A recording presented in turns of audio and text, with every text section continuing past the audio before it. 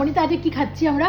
আমরা আজকে ঘুগনি মা বানিয়ে এনেছে, খুব ভালো হয়েছে মা। আমরা সবাই মিলে আজকে ঘুগনি খাচ্ছি। সত্যি খুব ভালো হয়েছে। সত্যি ভালো হয়েছে। রাখার জন্য না, সত্যি ভালো হয়েছে। সত্যি ভালো হয়েছে। আমিও মানে মা আরো ঝাল দিত, আমি বলেছি তোমরা মানে এখানে ঝাল সবাই কম খায়।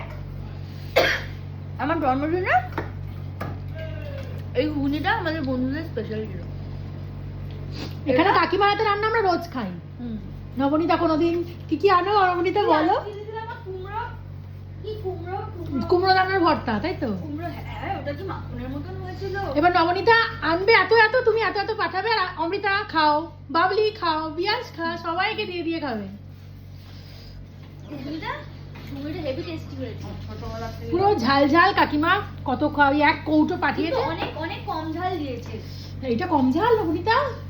মা আরো ঝাল দিয়ে রান্না করে, যেটা আমরা ভালোবাসি, তাই না? মা হচ্ছে সমস্ত ধরনের বাটা চলবে, মানে যেহেতু আমি শাকসবজি খাইতাম না, সেহেতু সব ধরনের কুমড়ো পাতা বাটা, লাউ পাতা বাটা।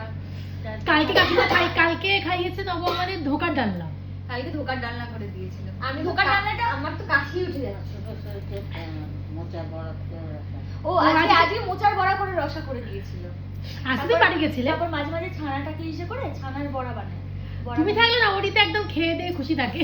তারপরে পেট ভালো থাকলে, যার পেট ভালো তার সব ভালো।